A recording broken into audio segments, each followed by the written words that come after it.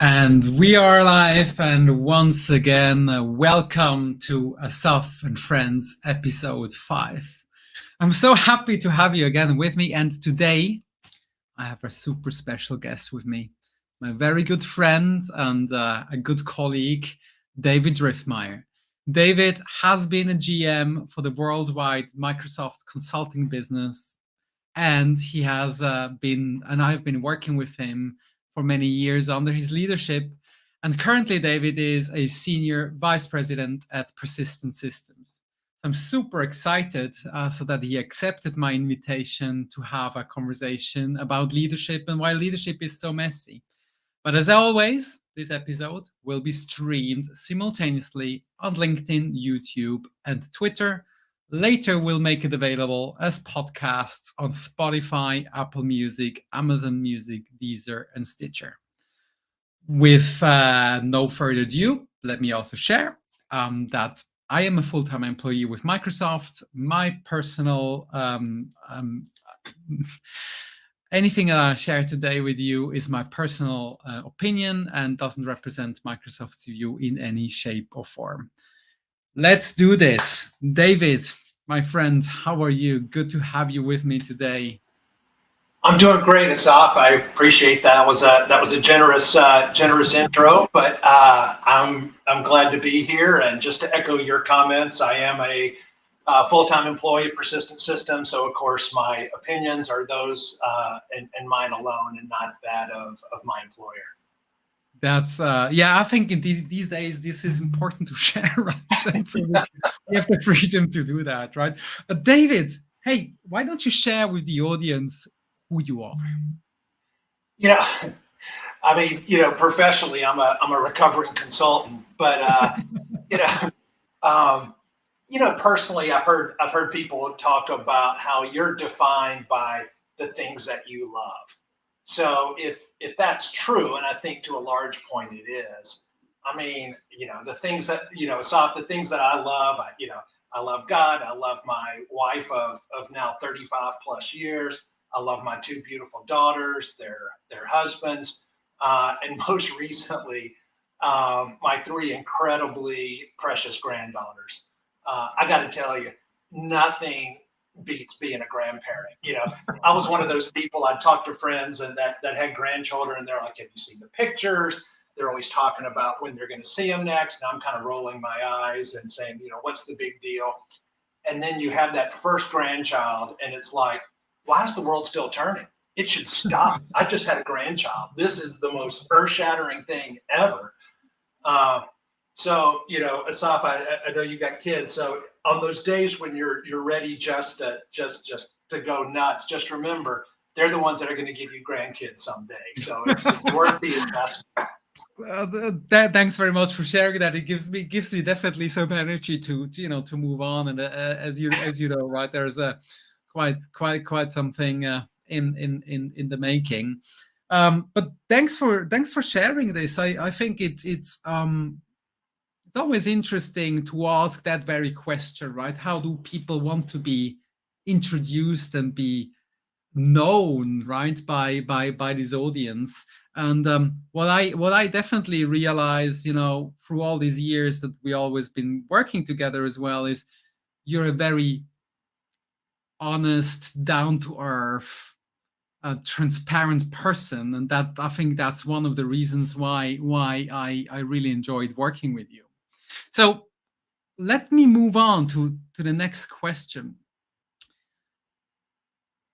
Why is leadership one of your most favorite topics? Because that is something, that brought us together to run the show today. So tell me a little bit more about that. Yeah, it's a good question. There's a couple things that really resonate with me about leadership and why it's important to me. First of all, I had a little bit of a atypical education, and then I went to one of the military academies in the U.S. And it's both military training and a university education kind of rolled into one. So and I started that at age 17. Well, from day one, part of your learning and teaching is about leadership, right? So leadership has been a formal part of my life, at least since an early age. Having served as a naval officer both in the U.S. Navy as well as a couple of years with the Canadian Forces, obviously had military's focus on leadership, especially as military officers. But even out into the professional world as kind of a professional geek, there's so much opportunity to exercise leadership, and leadership it's one of the few things that truly can be life changing, not just to you, but obviously to the people that you lead.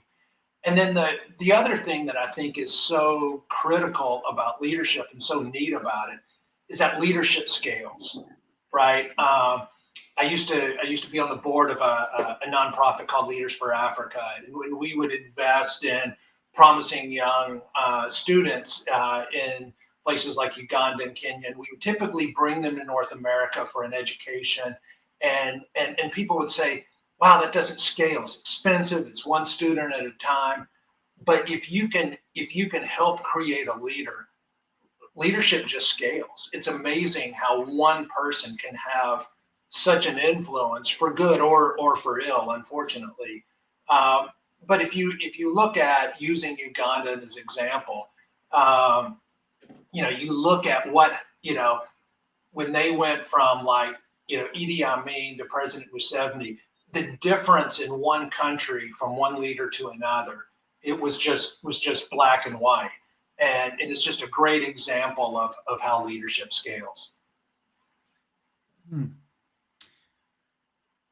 It's interesting, right? The reasons why I find leadership such a lifelong journey, more or less, David, is if I think back, right, when I started maybe being a manager, a people manager 15 plus years ago, I really thought there was only one way of leading. And the older I get and the more life experience I get, I actually realize that there's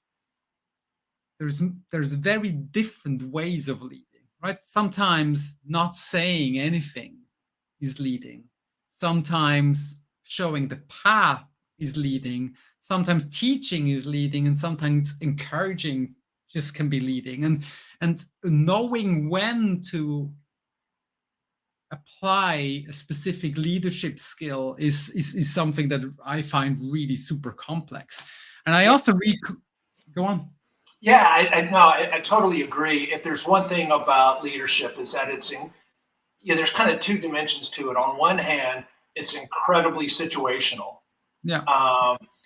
There was a leader at Microsoft, came from Walmart, and one of the things that he said that I thought, Kevin Turner, for those of you who know him, and one of the things that he said that I remembered is he gave a leadership talk once at Microsoft, and he said, good leaders know how to be tender, good leaders know how to be tough, and great leaders know when to be which. Yeah. And that's just one example of what you're talking about. Yeah. And that's hard, right? We know, we've all had that person you need to kind of come alongside and put your arm around and help them through a tough time. We've all known that person that you've got to be tough with and hold them accountable.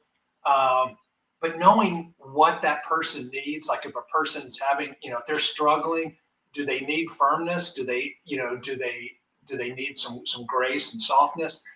That's a judgment call, and that's a little bit harder to do. And leadership's full of those things. So not only is it situational, it's dependent on the person. One of the challenges, the person that hired me at Microsoft had worked at the company as a consultant at the company that I was at the time, and he had been a great consultant. And so when he became a manager, he hired me. I thought the world of this guy, and I still do. And I tried to be him. And it took me, so I tried to emulate a good leader. And what I discovered fairly quickly is I wasn't him.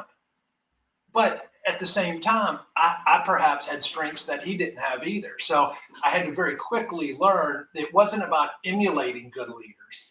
It was about what can I learn from him, right? For instance, he was great about asking questions, right? I'd come to him and lay out something and say, what should I do, blah, blah, blah. And he would just come back with an answer. Well, what do you think? Right? Oh, well, he's asking me to think through this. He wants to know what I think. He values what I think. And of course, he's also trying to lead me toward, thinking through things versus just kind of escalating the problem up to him. But anyway, I learned from him. I learned things that I could do, things that I could do better, things that I could learn from him as a leader without having to, quote, be him, right? I had to take my own personality, my own strengths and weaknesses, and adapt it and learn from it, from each leader that I encounter over the years. Mm-hmm. So yeah, which is interesting, right? Because there's so many leadership books available these days on the market. There's so many, YouTube sessions, including, this live stream today.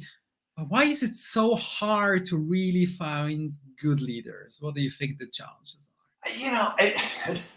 It's interesting. I think a lot of it just comes down to, in some ways, just effort, right? Yeah, there's a lot of learning out there, and there's a lot of different things that you can do. There's no one right way.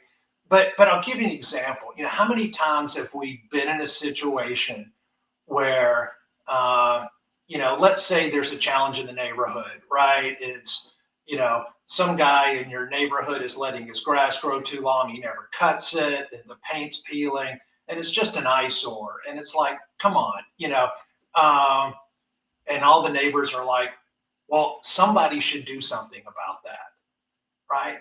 And life is full of those little leadership opportunities that said, who's going to step up, right? Who's just going to shake their head and become a victim of circumstance and say, there's nothing we can do about it, versus who's going to say, this needs to be fixed. This needs to be addressed. That's leadership, right? And it often requires us to take our discretionary time, our discretionary effort, and use that to go lead versus waiting for somebody else to do it or waiting for somebody else to make the hard decision. So I think that's a big part of it. The other part is we don't want to pay the price in terms of headaches.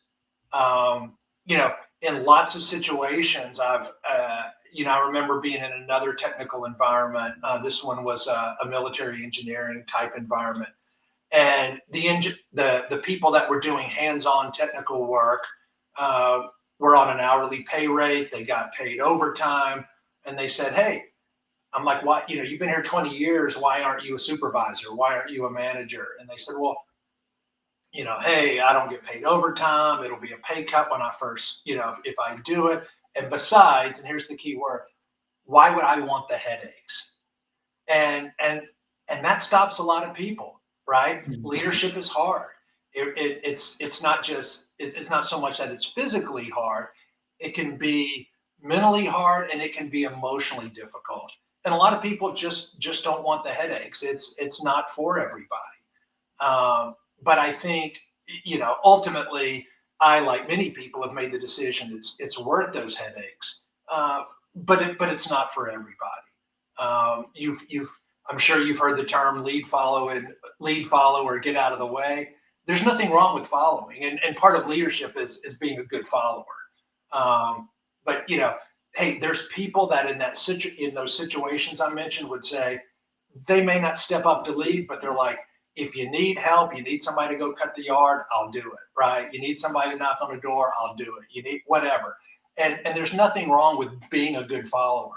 But having the people that are willing to stick their hand up, or maybe they're just in a meeting room where things are being talked about, and you see a decision being made that's just not the right decision.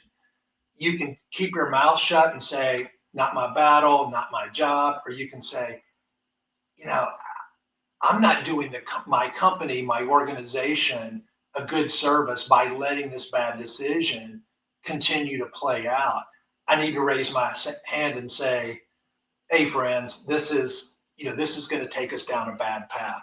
What about think about going down this other path and look at these other priorities? That's part of what leadership's about, and the effort and the emotional toll and investment that you just have to make. Which leads me to a core question, right? Are leaders born or are they made? Yes. um, Obviously, there's, like a lot of things in life, there's some of both, right? Yeah, I I've, agree. Yeah. you know, one of the things, as an example, when I started out in the military, we would get rated on something they called military bearing. Mm. Not my strongest suit, right? you know, I was never the guy that marched straight, didn't have what they call command presence, right? Yeah. There were some people, like the people you see on TV, they have the commanding voice, and and uh, and they command that respect almost just by virtue of their presence, Yeah. right? I don't have that. Wasn't born with that. Like I said, at the end of the day, I'm just a middle-aged geek. But but some people have that. But that doesn't stop you from leadership, right? You don't have to, you know, be George Patton or George Washington to be a leader, right? You have to get out there and do. And like I said, and a lot of those can be learned. So I think people that have some that have some natural leadership skills, they still need to learn so that they can amplify and make the best of those. And those that might have gotten the short end of the leadership stick can still learn and be good leaders. So Mhm. it's both, Asaf. At least that's certainly my belief. And I agree to that, right? I mean, again, I think this is my very own kind of evolution. Many years back, if someone would have asked me that question, I would say leaders are born. And the older and the more experience I get, I said like, yeah, could be, could not be, because there's so much opportunity of learning in life, right? And so many different aspects and facets of leading. It's not that binary anymore. It's not so black and white, right? Now, what do you believe are common mistakes that leaders today are doing, and what are the and that is also causing them pain and suffer? I think there's some things that are just like, they really make me do the palm slap, right? It's just like, an example one that I would call like leadership 101 is, you learn as a leader to reprimand in private and praise in public. Mhm. And I've seen, obviously, people do the opposite, whether it's belittling somebody in a meeting in front of their peers, or I've had somebody say, well, you know, I went to Joe Smith, and I asked him if he wanted me to make an announcement about the great job he did, and he said no, that was fine. So I'm not going to do that. It's like, come on. No one's going to say, yes, please praise me in public. Yes, I want public praise. But we all like it, right? Everyone likes being recognized in front of their peers. Now, granted, some people are shyer and are easily embarrassed. But for the most part, no one is ever going to get angry at you for being told publicly that you're doing a good job, right? Especially if it's sincere and deserved, right? You don't want to be in that awkward situation where you're being recognized for doing something when, it really wasn't you. But for the most part, it's just like, come on, praise in public, reprimand in private. Leadership 101, it shouldn't be a big discussion. And it's something that I see leaders trip over all the time. Yeah. The second thing I think is a little more difficult, and that is, people love to talk about, especially in this generation, about the importance of authenticity in leaders. And I think a big part of that authenticity is the leader the same in a one-dimension, is their public and private persona the same? Are they the same in a one-to-many situation, a one-to-few situation, and a one-on-one situation? That is much harder to do, right? And, to a certain extent, a conversation may be tailored or nuanced based on an audience, right? You and I are talking in a very different way than if I was up at a global sales conference talking to, 5,000 of my closest friends, right? I'm going to speak in a different way. I'm going to use different words, et cetera. And that's fine. That's just tailoring a message. But I should still be me. I should still be open. I should still be honest. And we've all known those people who they're like, wow, everybody loves that person when he or she presents, and they're so winsome and they're so great. And then you talk to their direct reports and they're like, oh my gosh, that person just chewed me a new one in front of my peers in our, so-and-so business review. Or, that person publicly supports this, wonderful, people initiative. But, if you talk to him or her one-on-one, they roll their eyes and complain about it. So that's a mistake that on one hand, some of that is the way people are, and that's unfortunate. But I think that even that can be learned, right? We have to constantly check ourselves and say, am I really being authentic, right? Am I putting up a false front? Am I not treating people the same way in private that I do as public? And it's just a check we all have to do constantly to make sure that we're earning, people's trust for being the same person privately and publicly. Yeah. Yeah, and let me share maybe one of my biggest takeaways that I believe, as leaders is really crucial. Whenever you're seeing like really big challenges and you get all of this information and pressure from all over the place, right? I remember always one sentence from Alex Stüger, if you remember him, right? He was the GM of Microsoft Germany and the GM of Microsoft Switzerland. He, many years back, said to me, you only need to take a decision that the organization can move forward. And it actually doesn't matter what decision it is. Just make sure the organization can move forward. The worst thing that can happen is that we are in like this deadlock situation where everyone is kind of looking at each other like, what shall we do now? And who is empowered or capable of deciding where to move forward? A good leader stands up and says, guys, this is the way we go. 80% of the times you're going to be right. 20% you're going to be wrong. But make sure the organization can move forward.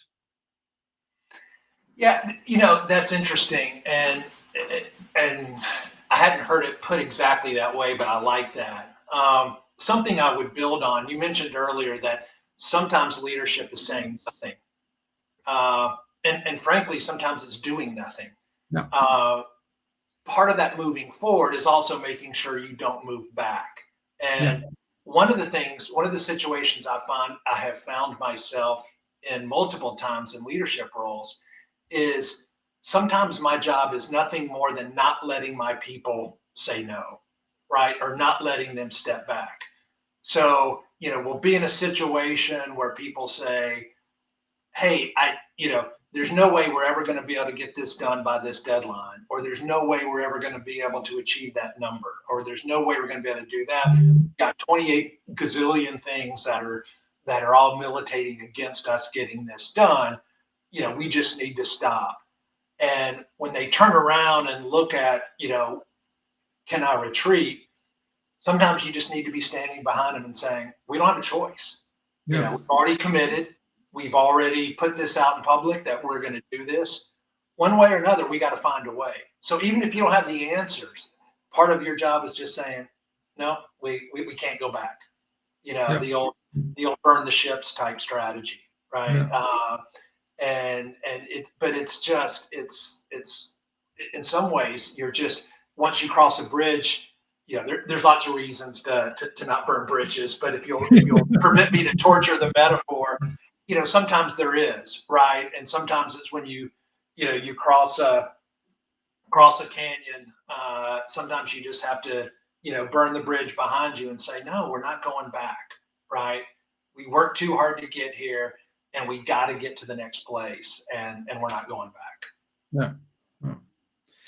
Hey, the world became incredibly complex, right? And we're seeing it in all different shades and forms, right? Whether it was the pandemic, implications on supply chain, crazy changes in demand, whatever's happening right now in Ukraine and Russia, given the state of the world where we are, what do you think makes leaders can move from a good leader to an excellent leader in such a complex world?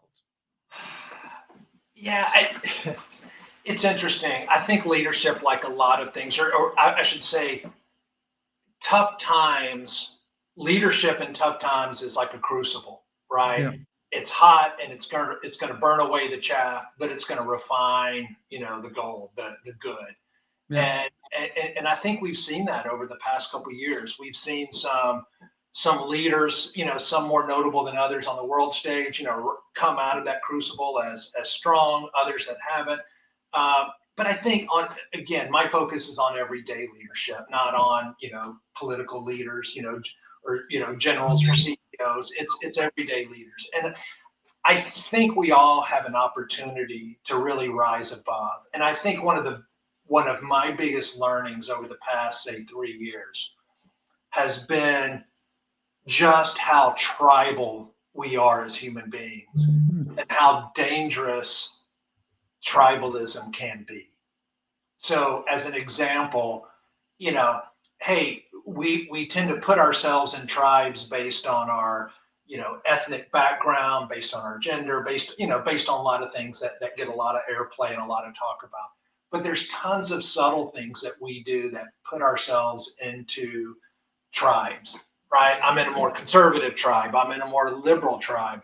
And what we saw, for instance, during the pandemic, we had tribes around people who thought you should wear a mask, and tribes that thought you should wear a mask or you shouldn't wear a mask, or you should, get a vaccine, you shouldn't get a vaccine. All of these things that seemingly should be data driven or should be logical decisions ended up forming into tribes. And people would see somebody, oh, well, you're wearing a mask as you walk down the street. You're just, you're weak, or you're just a lemming and following what people tell you. Or you see somebody that's not wearing a mask and saying, well, you're an idiot who's ignoring the data, right? And I'm not advocating for one side or the other. I'm just saying, wow, how tribal we are. Yeah. But here's an opportunity for leadership. I think what really good leaders do, and unfortunately the great ones are few and far between, is a great leader is willing to stand up to their tribe, right? A good leader is willing to say, you know what, I may be in that tribe, right?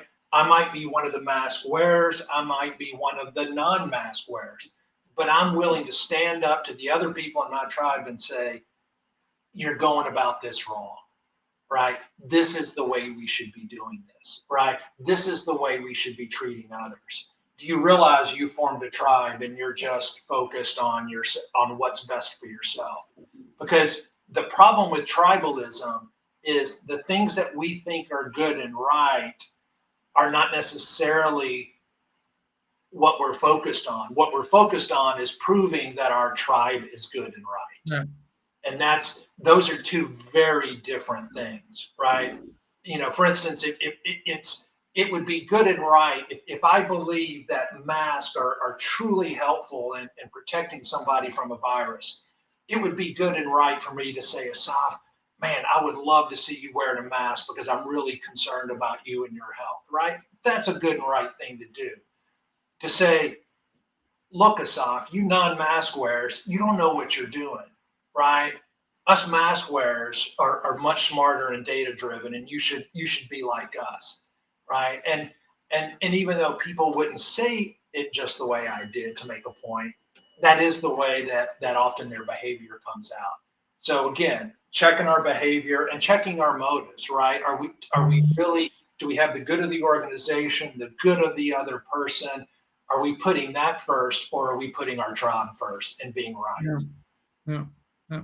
Yeah. Maybe that's a good segue into my next question, because you're partially describing everyday leadership, and I know you've been writing articles about everyday leadership. What do you mean exactly about what You know, is? I think when people think of leadership, it's always very easy to think of other people, Yeah. right?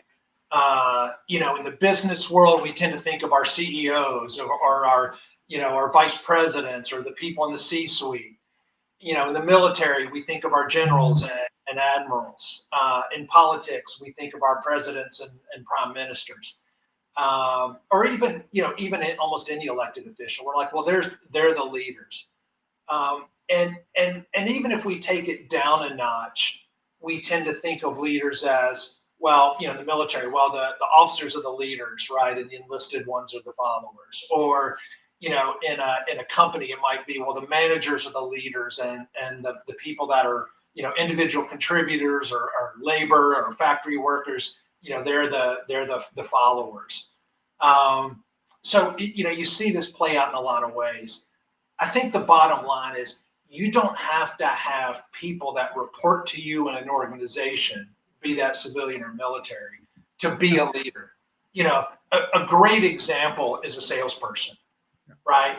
If I'm coming to you and I'm trying to sell you on a widget, part of what I'm trying to do is I'm trying to convey an idea to you. I'm trying to be winsome. I'm trying to lead you to a decision that hopefully I think is beneficial for you as well as obviously for me. So I have to be authentic to the fact that, for instance, there's something in it for me. Hey, Asaf, obviously, if I'm trying to sell you something, yeah, obviously there's something in it for me, and I'm going to be transparent about that. But I also think this is good for you, and here's why I think it's good for you. I'm trying to lead you to a decision, right? So I'm trying to be a thought leader, right? I'm trying to, you know, maybe inform you about something with this product or in that product's ecosystem or environment that you might not know about, right? Teachers are great examples of leaders, right? The students may not quote report to them, but they're influencing them. They do exercise some authority, but a lot of that authority is of a different type, and they're investing in the lives of their students. So there's all kinds of ways. You know, you can be, you know, the lead developer. You can just be, you know, in our world of technology, you can be a great developer, but you're out there sharing your code, sharing your ideas with other people, helping them to be better at what they're doing, helping them debug their code. Those are examples of leadership. And so it's not just about the president or the prime minister. It's about you and I and everybody else that we work and know with. I mean, anybody that's a parent knows that parenting and leadership are a big intersecting Venn diagram. Yeah, indeed. So you've been 30 years in tech. Do you think leadership in tech is uniquely different than in other industries, or do you think they're similar?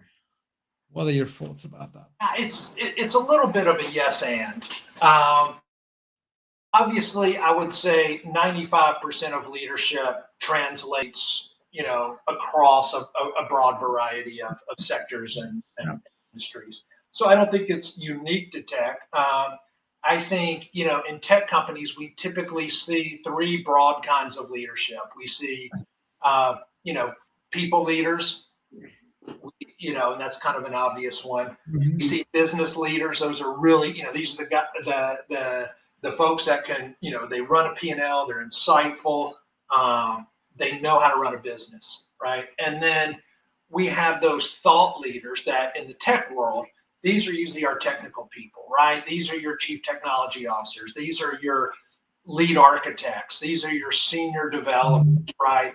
That can look at a problem and creatively solve it and then win other people to those ideas and rally them around a technical vision, right? So we see those three things play out. And I think a lot of industries and different sectors, both public and private, have versions of this. One of the things that I've seen is perhaps a trap that tech falls into. Not that it doesn't exist elsewhere, but we in tech seem to be very good at this. And that is, we make the mistake of saying we want to take the person who's best at their job and make them the leader of that group. And the thing that's maybe perhaps somewhat exaggerated in tech is that, for instance, I'll take, I started out as a developer like a lot of people, right? The things that make you great at writing code, solving a problem through an algorithm, are typically not the same skills that make you a great people leader. But what do? We go in, we say we've got a team of 20 developers. We need a dev lead. We take that best developer and we make them our dev lead. And now we've got two problems. One, we just deprived ourselves of our best developer, right? Because we took them out of the team. And two, we probably aren't going to have a great manager. So now the rest of the devs are unhappy because this person is not that great of a people leader. Now those unicorns exist that are great at both. So if you're out there and you're a dev lead or you're a dev lead and used to be a developer, don't get offended. I know there's exceptions out there, but I don't think that's the way we should look at leadership. And often, in some ways, the individual contributors, the technical people, we as techies have ourselves to blame because we expect our managers to have that credibility that comes with that, all those skills that we have. Well, if I can't learn anything, if he doesn't have anything to teach me about code, why should I listen to him as a leader? Wrong question to ask. You're going to perpetuate this vicious cycle. So I think leadership's not inherently different in tech. We just have different common obstacles, maybe than some other industries. Okay, awesome. Hey, David, that was fun. I really enjoyed it. I'm sure the audience has learned a few things. I've seen on the chat several comments and quotes that people picked up. So thank you very much for that. And let us close with my last question. David, what are your final parting words? 45 seconds, ready, steady, go. Okay, my final words are a final leadership tip. Maggie Wilderotter spent a few years at Microsoft before becoming the CEO of Frontier Communications. I reported to her during that time, and she often warned me and others not to succumb to the tyranny of or. That phrase was coined in the 90s by Jim Collins and Jerry Porras in their book, Built to Last. But Maggie used it appropriately to ensure that we didn't fall into that trap of singular focus. So even when two objectives appear to be pitted against each other, as leaders, we have to deal with these all the time. Customer satisfaction versus revenue, growth versus profits, individual success versus team success. And good leaders constantly manage between competing priorities. And great leaders recognize these seeming paradoxes and craft strategies that actually use the tension between them to create an even bigger win. Love it. David, thank you so much for being with us today. Where can people find you? They can find me on LinkedIn and through LinkedIn, my series of From the Wardroom to the Boardroom, Everyday Leadership. Awesome. Thanks so much, David. Many greetings and peace out. Great, man. Thank you, everyone, for being with us today. See you soon.